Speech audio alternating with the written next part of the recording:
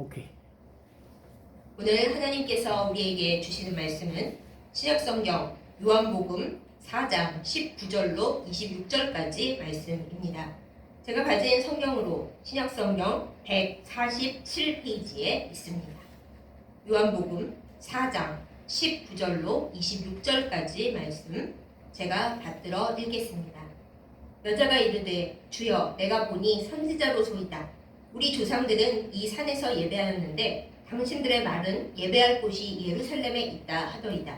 예수께서 이르시되 여자여 내 말을 믿으라. 이 산에서도 말고 예루살렘에서도 말고 너희가 아버지께 예배할 때가 이르리라.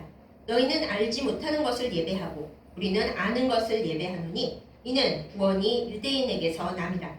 아버지께 참되게 예배하는 자들은 영과 진리로 예배할 때가 오나니 곧 이때라. 아버지께서는 자기에게 이렇게 예배하는 자들을 찾으시느니라. 하나님은 영이시니 예배하는 자가 영과 진리로 예배할지니라.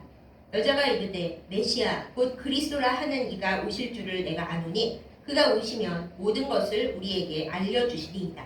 예수께서 이르시되 내게 말하는 내가 그라 하시니라. 아멘. 기도하겠습니다.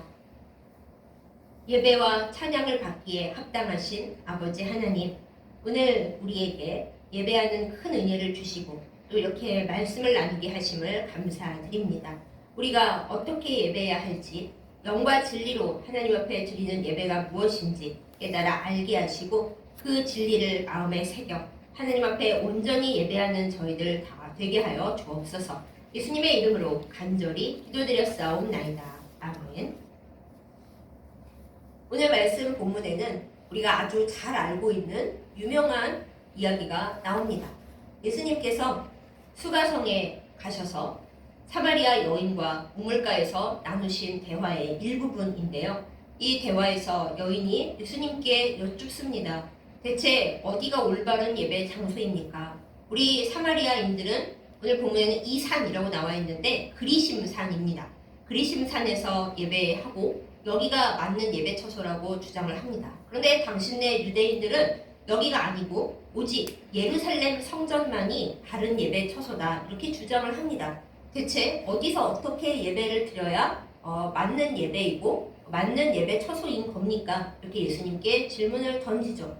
이 질문에 대해서 예수님은 전혀 다른 답을 하십니다. 여기나 저기가 아니다. 그러면 어디예요? 예배 처소가 중요한 게 아니라고 말씀을 하십니다. 하나님께서 찾으시는 예배자들은 영과 진리로 예배드리는 사람들이라고 예수님께서 말씀을 하십니다.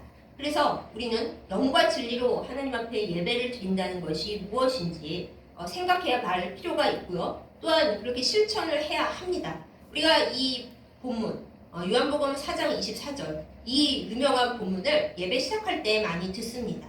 예배 인도자가 기원문을 낭독할 때에 하나님은 영이시니 예배하는 자가 영과 진리로 예배할지니라. 이거 많이 이야기하면서 시작을 하죠. 우리가 그 말씀에 아멘 합니다. 그리고서는 가끔 마음속으로 생각을 하죠. 안 하시는 분들도 계실지 모르겠습니다만 제가 그 생각을 많이 했고 제가 가르친 학생들도 얘기를 많이 하더라고요. 예배 드릴 때 영과 진리로 하나님 앞에 예배한다고 하는데 과연 그 영과 진리가 대체 무엇입니까? 영은 우리가 하나님이 영이신데 우리의 영혼을 다해서 예배하고 뭔가 옳은 것을 가지고 예배한다는 의미인데 그것이 구체적으로 의미하는 바가 무엇입니까? 이런 질문들을 해요. 저도 어릴 때부터 궁금했던 이야기이기 때문에 이 문제에 대해 이야기하거나 답할 때는 신중하려고 노력을 합니다.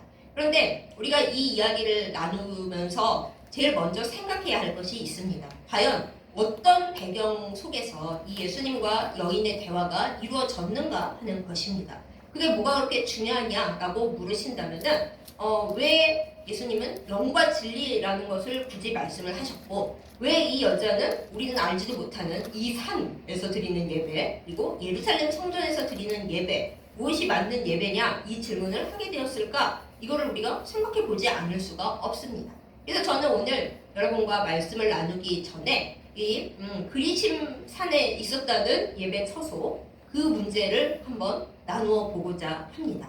우리가 이 역사를 성경에서 찾아낼 수는 없다는 것을 먼저 말씀드립니다. 구약과 신약 사이, 그러니까 말라기와 복음서 사이에는 무려 400년간의 간격이 있습니다. 그 400년 동안 하나님께서 유다 백성들에게 말씀하지 않으셨고 행여 말씀하셨더라도 알아듣고 전하는 자가 한 명도 없었고, 그렇지만 역사의 시간은 계속 흘러갔습니다. 그래서 우리는 그 시간의 이야기들을 성경에서가 아니라 그 시대의 역사가들이 기록해 놓은 이야기들에서 찾을 수밖에 없습니다. 그리고 이 400년 동안에 그 이전부터 조짐이 조금씩 있어 왔기는 했습니다만은 예수님께서 태어나신 이 남유다의 사람들, 그리고 원래는 같은 민족이었고 같은 조상들의 자손이었지만은 여러 가지 사정으로 인해서 사마리아인이라고 불리게 된 저쪽 북쪽의 사람들, 이 문제에 대해서 우리가 얘기를 해봐야 합니다.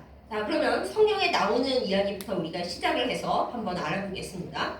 다윗 왕조가 온 이스라엘을 통치할 때는, 그때는 그냥 이름이 이스라엘이었어요. 다윗과 솔로몬이 12지파를 다 다스렸죠. 그런데 솔로몬 왕이 전쟁 없이 너무 평화롭게 지내다 보니까 막판에 우상 숭배에 빠졌고 하나님의 돌아오라는 말씀을 전혀 듣지 않다가 결국 하나님께서 말씀을 하셨죠. 이 온 이스라엘을 다스리던 시절은 너로 끝날 것이다. 네 아들 대에는 나라가 나눠질 것인데, 우리나라처럼 딱 남북으로 나눠졌는데 그래도 우리나라는 어느 정도 땅 그 덩이가 비슷하게 나눠졌잖아요. 그런데 이스라엘은 그렇지 않았습니다.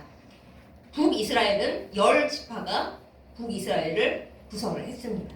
그리고 이쪽 남쪽의 남유다는 2지파 더하기 레위지파 이렇게만 남았습니다. 물론 나중에 북이스라엘에서 유상숭배가 심해지니까 하나님을 신실하게 섬기는 사람들이 이거 안 되겠다. 예루살렘 성전이 있고 오직 하나님만을 섬기는 유다 땅으로 가야겠다. 그래서 온 사람들이 있기는 있습니다만 대체로는 10지파와 그리고 이쪽에 평범한 2지파 그리고 레위지파 이렇게 나눠졌어요. 북이스라엘이라는 그 지역은 남유다보다 먼저 멸망했습니다.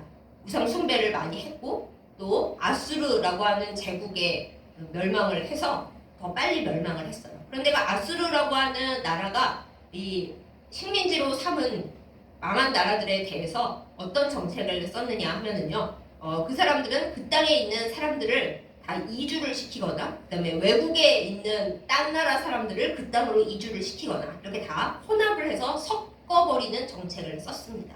그러다 보니까 북이스라엘에 남아있던 사람들이 그 지역에 이주해온 아수르 사람들이랑 결혼을 하기도 하고, 뭐 이런저런 역사를 통해서 그만 혼혈 민족이 되었습니다.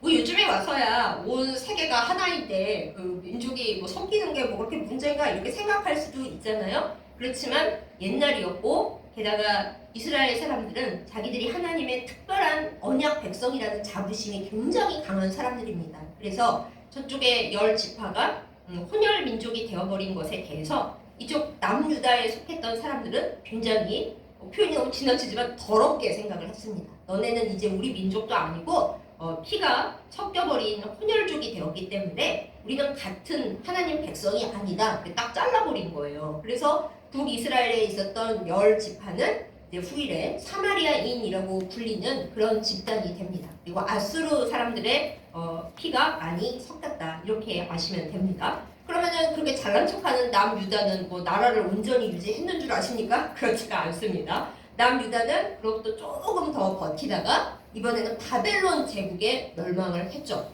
근데 바벨론 제국은 이 북이스라엘을 멸망시키는 아수르 제국하고는 좀 정책 방향이 달랐습니다. 어떻게 했냐면은 남유다의 높은 지도층 사람들은 포로로 끌어가고 웬만한 사람들은 그냥 거기 살아라 하고 남겨줬어요. 그리고 다른 지역 사람들을 남유다 지역으로 이주시키지도 않았습니다. 그래서 예루살렘과 그 이쪽 부근 지역에서는 남유다 출신의 유다지파, 베냐민지파, 그리고 레위지파 이 사람들이 그냥 자기들 민족의 정체성을 지키려고 몸부림을 치면서 거기 살았던 거예요. 그런데 작은 지역이었기 때문에 바벨론 포로 생활을 지나 고레스 왕 때 남유다가 해방을 얻기까지는 그 사마리아 도라고 하는 거대한 지역 구성표에 예루살렘이랑 그 이쪽 남유다 지역들이 소속되어 있는 그런 구조였습니다. 그러니까 사마리아 총독인 사람이 예루살렘과 유다 지역까지 다 다스리는 그런 구조였다는 것을 기억해 두시기 바랍니다.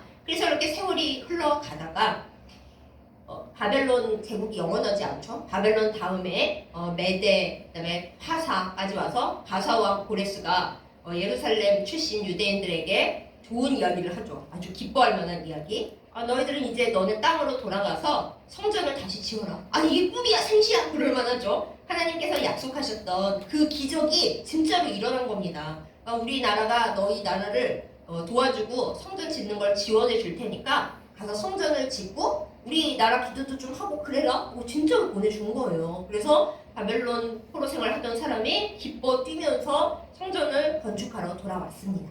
근데 오랫동안 버려져 있던 땅에 먹고 살기도 어려운 와중에 성전이 한두 푼으로 짓는 것도 아니고 고생이 이루 말로 다 할 수가 없었습니다. 그래도 어떻게든 성전을 지어야지 하고 노력하고 있던 와중에 저기 사마리아 쪽에 있었던 사람들이 원래는 같은 조상에게서 나온 자손들 있잖아요. 물론 북이스라엘, 남유다로 나눠져서 오래 서로 반목하고 전쟁하고 그랬지만은 그래도 저쪽에서 원래의 예루살렘 성전을 다시 짓는다고 하니까 우리도 같이 거기 같이 가서 같은 민족으로서 성전 같이 짓고 잘 지내면 안 될까 이 생각을 북이스라엘 쪽에서 했습니다.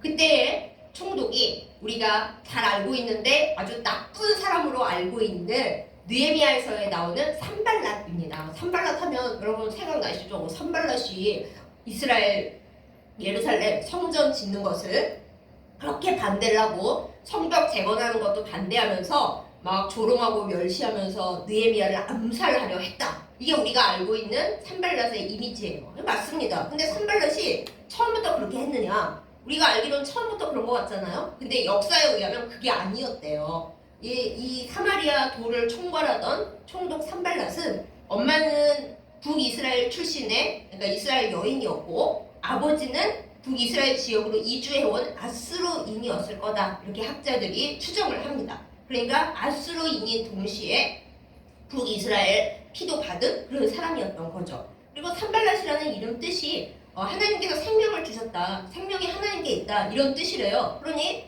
이름을 봐서는 어머니가 여호와 하나님을 믿는 신앙을 가지고 아들을 낳고 길렀다라는 것을 알 수가 있죠. 그래서 산발랏이 하나님에 대해서 완벽하게 알지는 못하고 있었을지라도 또 기록에 보면 그 아들들도 이름이 하나님에 대한 이야기를 따서 만든 이름들이기 때문에 이 사람이 적어도 여호와 하나님을 배척하거나 모르거나 그렇지 않았고 하나님을 알고 어느 정도는 믿는 사람이었겠구나 우리가 생각할 수 있는 근거들이 나옵니다.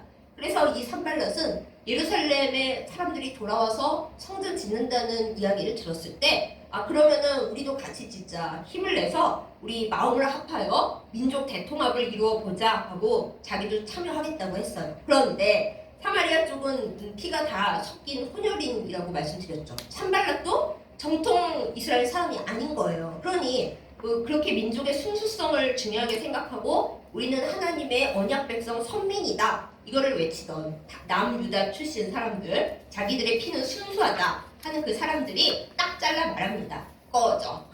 꺼지라고 합니다. 너네는 우리 민족이 아니야. 어디 더러운 그 핏줄을 가지고 우리 하나님 여호와의 성전을 짓는데 애초에 북이스라엘 쪽이 우상 숭배를 얼마나 더럽게 했고 또 우리가 없어진 후에 그 지역의 아수르인들이 이주해 오면서 그 우상을 가지고 와서 하나님도 섬기고 우상들도 섬기고 그렇게 했는데 무슨 너네랑 우리랑 성전을 같이 지어 저리 가버려 없어져 우선은 딱 쫓아내버린 거예요.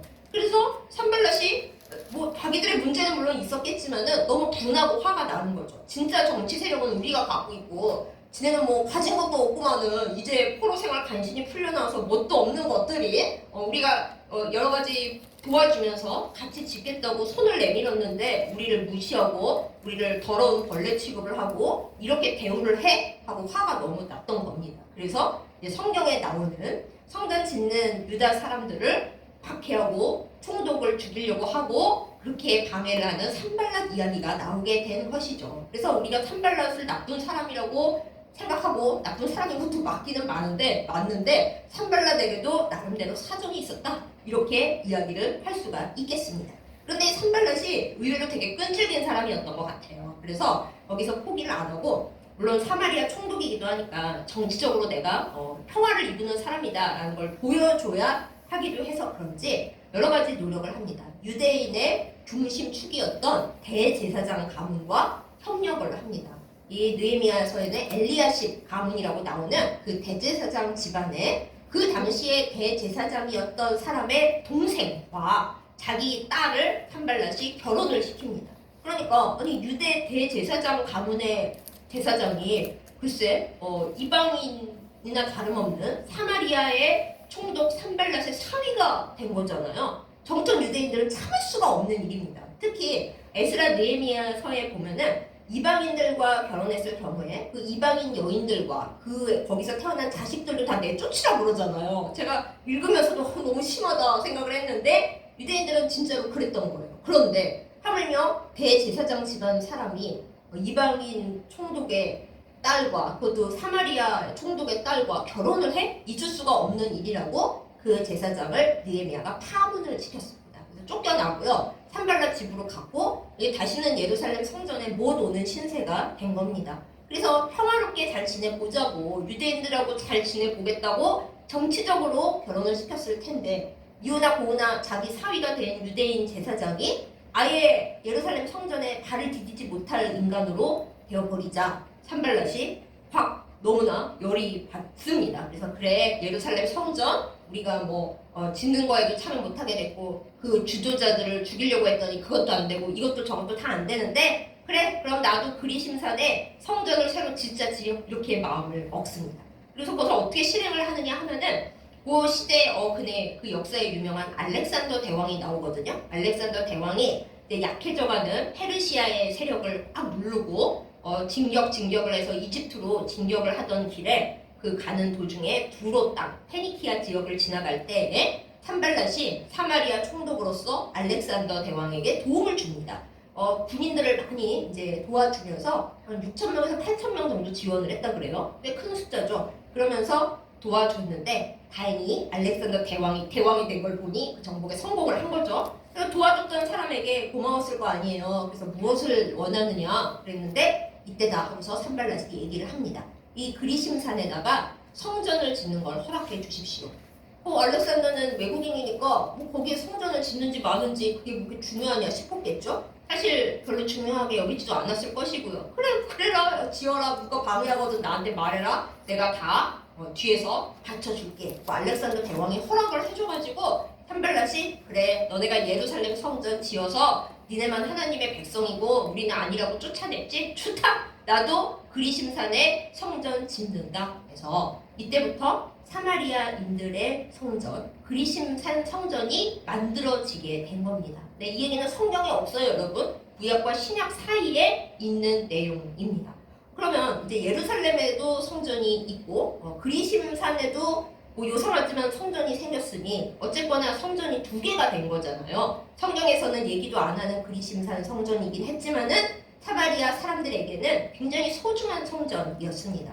그런데 이제 딱 객관적으로 보면은 유대인의 성전, 예루살렘 성전에는 정통성이 있지 않습니까? 다윗 왕조가 하나님의 명을 받아서 지었던 솔로몬 성전이었고 그걸 나중에 재건했다라는 정통성이 있는데 이 그리심산 성전에 대해서는 사람들이 이렇게 말했을 거 아니겠어요?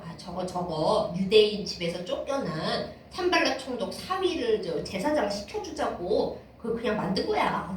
그래? 그냥 가라네. 죄송합니다. 속을 넣어서 가짜네. 엉터리네. 허위네. 이런 말들이 오갔을 거 아니에요. 그래서 사마리아 사람들이 자기네 성전의 정통성을 만들기 위해서 이제 거짓을 만들기 시작합니다. 왜곡을 하고 악마의 편집을 하기 시작하는데 그게 바로 그들이 성전에서 진리가 없어지게 만든 그 원인이 되었어요. 어떤 거짓을 만들어냈냐면요. 그 사람들은 자기들이 유다 민족과 그 하나의 나라고 한 민족이었던 모세 시대의 이야기를 성경에서 뚝 꺼내서 가져옵니다. 가나안 땅에 들어오기 딱 그 즈음까지. 그래서 모세 오경만 있고 모세 오경도 편집을 했는데 그 편집된 모세 오경을 사마리아 오경이라고 불러요. 사마리아에서 모세 오경을 편집했다라고 사마리아 오경이라고 부르는데 무슨 내용을 바꿔 쳤는지 제가 이제부터 말씀을 드리겠습니다. 모세가 광야에서 이제 장차 가나안 땅에 들어갈 후손들에게 이렇게 이야기를 남겼어요. 뭐라고 얘기를 했냐면 너희가 가나안 땅에 들어가거든 세겜 땅에 산이 2개 있는데 하나는 그리심산이고 하나는 에발산이란다. 그런데 그리심산의 6지파, 에발산의 6지파씩 각각 세우고 그들 앞에서 하나님께 어떻게 해야 복을 받는지, 어떻게 하면 저주를 받는지 그 신명기 내용을 쭉 읽게 하고 아멘 아멘을 하게 해라 이렇게 얘기를 했어요. 그런 다음이 중요한데, 그런 다음에 에발산에다가 하나님께 올려드리는 가나안에서의 첫 번째 예배 제단을 세우고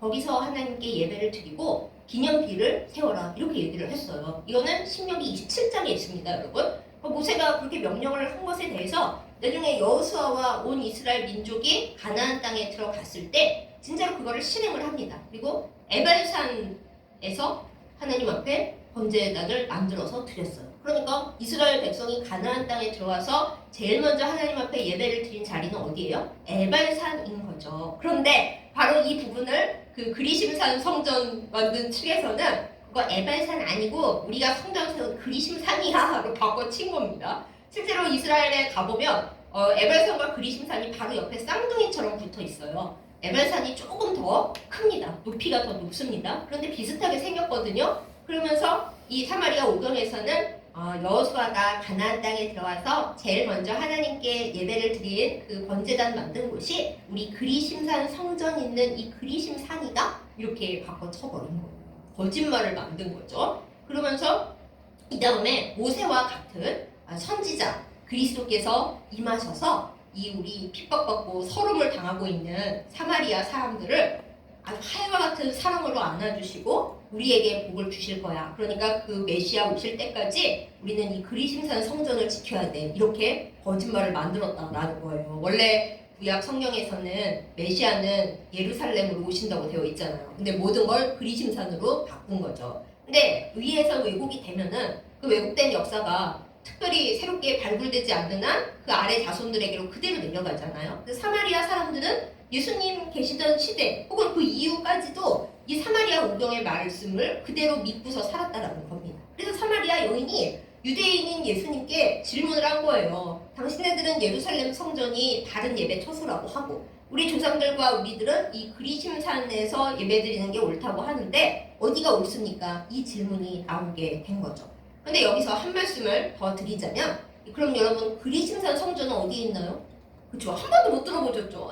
성지순례 여러 번 갔는데 그리심산 성전은 모르는데요? 그렇죠. 애초에 성지순례에 웬만하면 사마리아 지역에 못 들어갑니다. 가보신 분이 거의 없으실 거예요. 그런데다가 이 그리심산 성전을 만든 그 사마리아인들에 대해서 정통 유대인들이 너무너무 화를 냈습니다. 아니요, 가짜는 것들이 이제는 성전까지 거짓말로 만들어가지고 뭘 어떻게 해? 그래가지고 예수님께서 이 세상에 오셨다고 하는 그 주전 주후를 기점으로 해서 113년쯤 전에 이스라엘 독립운동을 해서 한동안 왕조를 유지했는데 그 하스모니아 왕조의 사람이 그 그리심산 성전을 완벽하게 파괴해서 무너뜨려서 없애버렸어요. 그래서 지금의 그리심산 성전 터만 남아있고 아무것도 없어요. 물론 예루살렘 성전도 없습니다만 그래도 예수님이 오셨을 당시에 이미 그리심산 성전은 없어진 지 100년이 지난 후였다. 이거를 우리가 알아두면 좋겠습니다.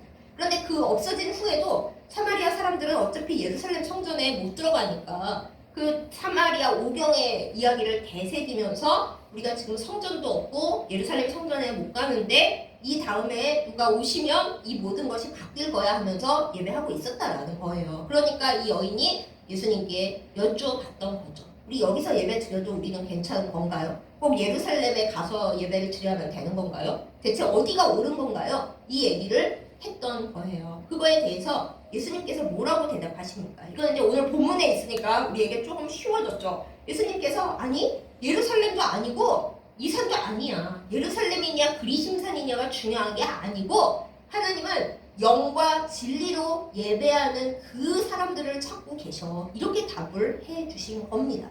그러면 우리가 여기서 그래 이제 알겠습니다. 그리심산 쪽 예배는 진리가 없다는 걸 알겠어요. 그렇죠? 원래 있었던 역사적 사실을 왜곡하고 비록 서운하고 억울한 일은 있었겠지만서도 그렇다고 성경을 막 더하고 빼고 역사를 왜곡하고 그랬으니 그곳에 진리가 없는 건 맞죠. 그러면 예수님은 영 이야기는 대체 왜 하셨을까요? 그 영 이야기를 우리가 또 이제 반대편 입장에서 보는 거예요. 예루살렘 성전은 진리로 확실히 세워진 성전입니다. 오직 여호와 하나님만을 섬겼습니다. 저쪽 사마리아 사람들은 하나님도 섬기지만은 각종 이방 신들도 같이 섬겼어요. 혼합되었기 때문이죠. 북이스라엘 때부터 좀 그런 기가 있었는데 더 심해졌습니다. 굳이 이제 나쁜 예를 들어보자면 우리나라에서 교회 다니시고 예배 출석하시는 분들이 길 가다가 소원을 비는 성황당이 나타나면 돌 하나 얹어놓고 뭐 소원쯤이야? 뭐 비는 거. 그 다음에 유명한 절에 가면은 여기도 기와장 하나 사서 올려서 소원 쓰면은 뭐 좋지 않을까? 하면서 올리는 거 비슷하게 오직 하나님만 믿는 게 아니라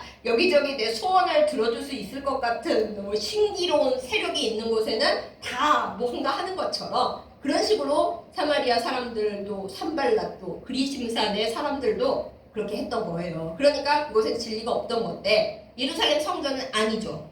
유명한 선지자들이 늘 잘못하고 있는 사람들을 꾸짖고 계속 말씀을 전하면서 너희는 오직 하나님만 섬겨야 한다. 똑바로 해라. 그리고 율법 제대로 지켜. 이렇게 지켜온 예루살렘 성전이에요. 물론 그렇게 안 했기 때문에 하나님께 야단을 맞았고 멸망하기 일보 직전까지 가고 난리가 났지만은 어쨌든 예루살렘 성전에서는 하나님만을 섬기는 그 온전한 예배에 대한 진리와 또 그 율법의 말씀 그것에 따르는 여러 가지 의식과 또 신앙의 행위들 이런 것들이 온전하게 지켜져 오고 행해지던 그런 곳이었습니다. 진리가 있는 예루살렘 성전이었습니다. 그런데 안타까운 것은 이 진리를 지키는 데 있어서 우리의 손, 발이 지키는 그것에 우리의 머리, 가슴, 마음 다 있어야 될 거 아닙니까? 영이 있어야 될 거 아닙니까? 근데 예루살렘 사람들은 그렇게 하지 못했습니다. 예수님께서 욕을 하신 걸 여러분 아시죠?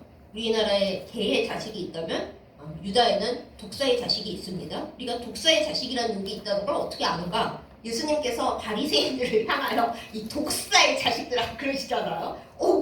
예수님이 욕을 하시다니 근데 욕을 하십니다. 그것도 당대의 가장 종교적인 경건을 지키고 신앙이 좋다고 존경받던 바리새인들을 향하여 예수님이 욕을 하신 거예요. 왜 그랬어요? 그 사람들이 겉으로 신앙 행위는 그럴듯하게 지키고 예배의 진리 이런 거 다 지켜서 하긴 하는데 말씀도 그대로 가르치긴 가르치는데 그 안에는 정말로 하나님을 사랑하는 마음 하나님이 원하시는 일을 실천하겠다는 그 열정과 의지 그리고 사람들을 주님의 사랑으로 품고 아끼는 그 마음이 하나도 없었던 거예요. 우리가 복음서를 보다 보면 예수님이 항상 바리새인들에 대하여 너희는 너무 허례허식이 많다. 회칠한 무덤 같다. 그리고 바리새인들은 돈을 좋아한다. 이게 다 예수님께로부터 나온 말씀이란 말이에요. 바리새인들이 겉으로는 훌륭한 신앙인으로 보였고 예배를 진리로 드리는 사람들이었지만은 그 안에는 성령의 능력이 하나도 없었어요. 돈을 밝히고 또 성전을 지키고 예배를 관리하는 사두개파는 제사장 가문인데 로마 권력과 힘을 합쳤습니다.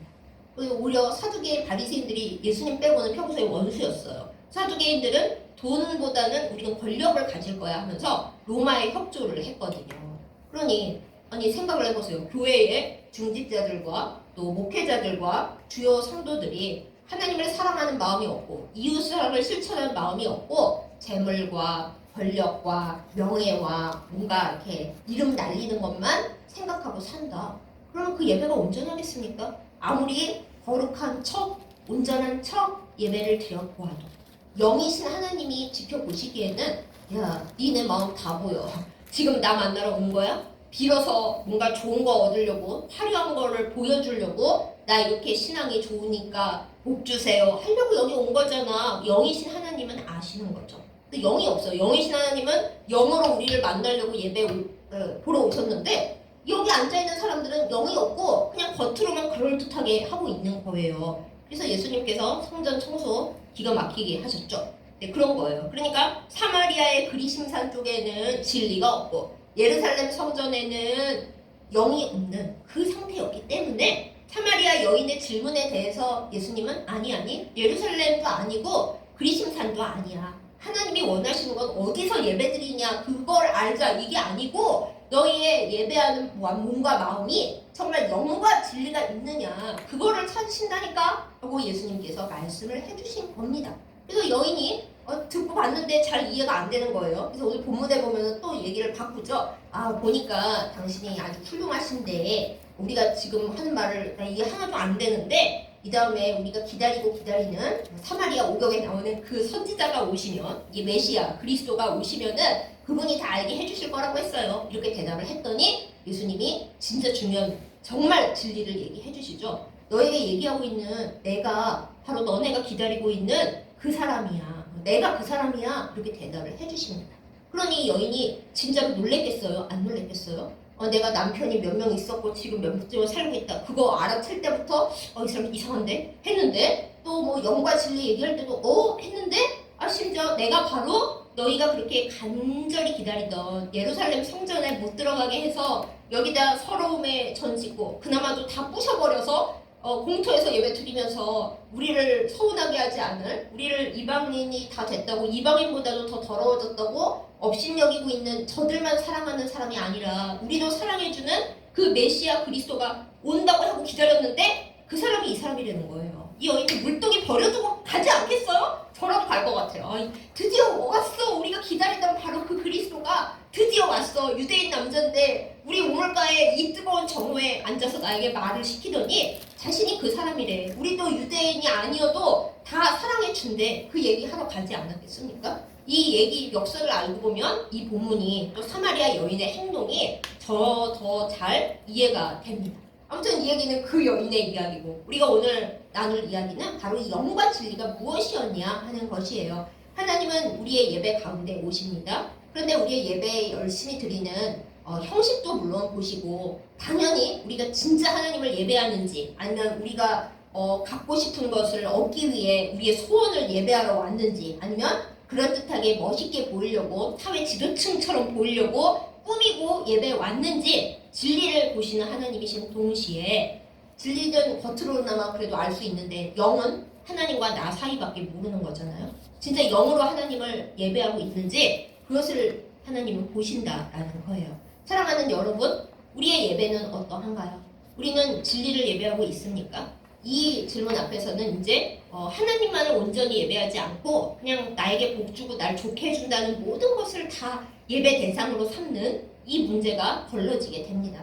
아니면 필요하면은 구할절과 크리스마스에는 교회 가고 석가탄신일에는 연등을 들고 절에도 좀 가보고 어디서 무슨 행사한다 그러면 가보고 성경 공부해니까 좋다고 하니까 이단 사이비에도 일단 가볼까 싶어요. 거긴 친절하대요. 이렇게 되면은 이제 사마리아의 그리심산처럼 되는 거예요. 진리가 없는 거죠. 그리고 나 예배를 드리러 오고 사람들과 공동체에서 즐겁게 지내는 게 좋아서 교회 와요. 그런데 뭐 예수님을 알자느니 성경 공부를 깊이 해서 뭐 새가족 모임에 오라느니 그거 너무 싫고요. 그러면 우리 예배 진리가 없는 거예요.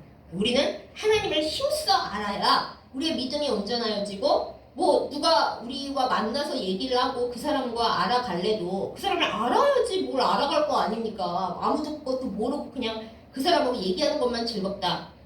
끝나고 나면 나 그 사람에 대해서 아무것도 모른다. 그럼 그게 온전한 알미 아니잖아요? 마찬가지로 우리가 하나님을 진정 사랑하고 하나님을 예배하고 하나님과 친하게 지내려고 한다면 진리 위에 서야 돼요. 하나님을 제대로 아는 진리가 있어야 저 이 사람도 만나고 하나님도 만나고 어장관리해요. 그게 아니라 하나님만을 정말 사랑합니다 라는 그 진리가 있어야 하나님 앞에 온전히 예배할 수 있는 거죠. 그런데 진리만 갖고는 안 되는 거죠. 하나님과 우리가 온전히 통하려면 영적인 사귐이 생명이 서로 움직이는 그 마음의 움직임, 마음과 심령의 움직임이 있어야 하나님 앞에 온전한 예배가 되는 겁니다.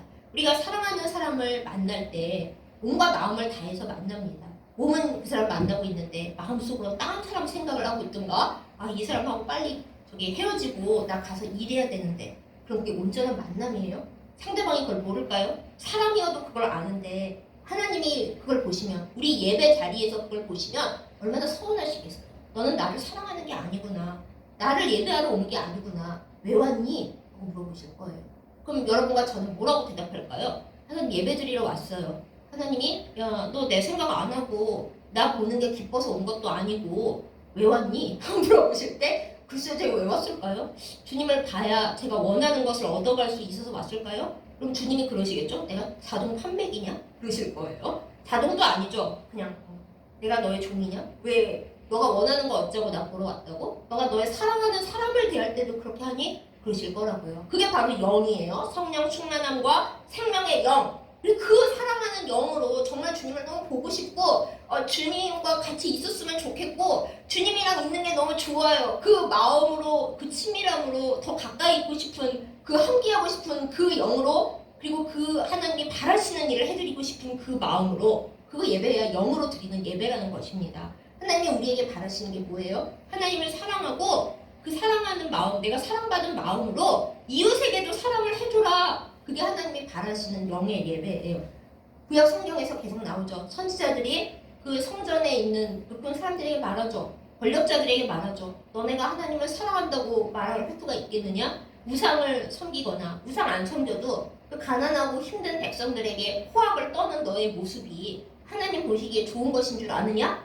구약의 길고 긴 선지서에서 계속 그 얘기하고 있거든요. 마찬가지로 우리가 하나님을 사랑한다 그러면서 정의롭게 행동하지 못하고 이웃을 사랑하지 못하고 그냥 불의를 행하고도 아무런 마음에 꺼리낌이 없이 주님 예배하러 왔어요. 좋은 거 주세요. 그러면 그건 영의 예배가 아니라는 겁니다. 바로 이런 의미로 예수님께서 그 질문을 했던 사마리아 여인에게나 오늘 영과 진리로 예배하는 게 뭐예요? 묻는 우리에게 말씀하시는 겁니다. 너의 온 마음과 정성과 모든 것을 다해 진정 너의 마음의 뜨거움과 주님이 원하시는 일을 해야지 하는 그 마음을 가지고 진짜 주님을 아는 그 진리를 가지고 그렇게 예배를 해야 하나님이 받으시고 그렇게 예배하는 자들을 지금도 찾고 계신다. 이 얘기를 우리가 하는 겁니다.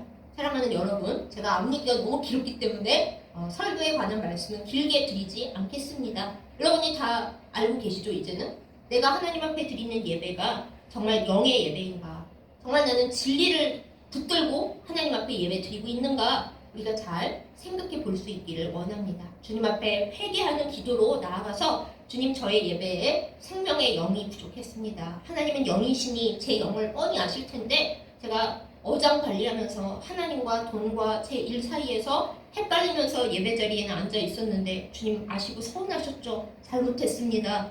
하나님만 생각하면서 하나님만 만나는 게 기뻐서 예배하는 그 예배 드리겠습니다. 주님이 좋아하시는 일 하러 교회당 밖으로 나가서는 주님 원하시는 일 하러 나아가는 그런 예배 드리겠습니다. 진리를 알고 사람 만나는 게 기뻐서가 아니라 하나님을 알아가는 게 즐거워서 드리는 그런 예배 드리겠습니다. 이렇게 결단하는 우리 모두이기를 예수님의 이름으로 축복합니다. 그렇게 될 때 우리가 진정 하나님을 만나고 하나님이 주시는 복을 흘려보내는 복의 통로가 될 것이고 우리의 예배가 또한 우리의 그리스도인의 삶이 하나님 앞에서나 이 세상 보기에서나 정말 아름다운 빛과 소금의 삶이 될 줄 믿습니다. 우리가 온전한 예배자가 될 때 그때 비로소 하나님께서 우리를 보시고 뭉클해 하시고 너의 복을 터져나가듯이 부어도 좋은 일만 있겠구나. 네가 나를 사랑하고 이웃을 사랑하니 내가 한없는 복을 붓는 모든 것이 다 온 세상에 아름답게 되겠구나. 하고 우리의 예배 가운데 복을 부어 주실 것입니다.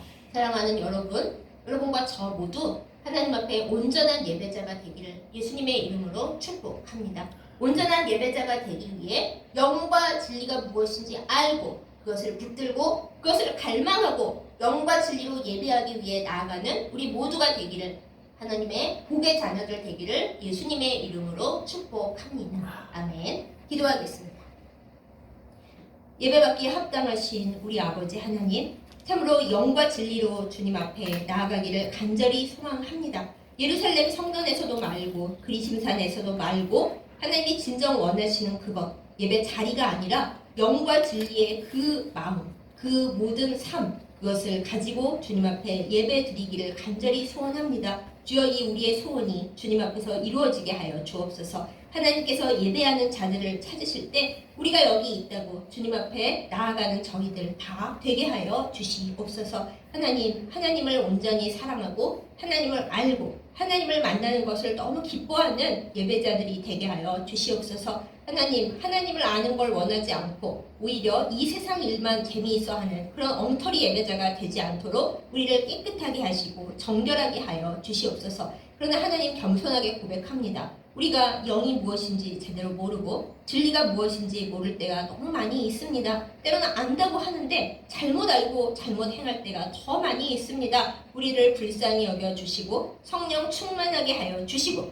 특별히 겸손하게 하여 주셔서 하나님이 찾으시는 예배가 무엇인지 늘 생각하고 늘 돌아보며 늘 회개하며 늘 주님 앞으로 나아가는 저희들 다 되게 하여 주시옵소서. 우리에게 모든 것을 알게 하시고자 와주신 사랑하는 예수님의 이름으로 간절히 기도드렸사옵나이다. 아멘.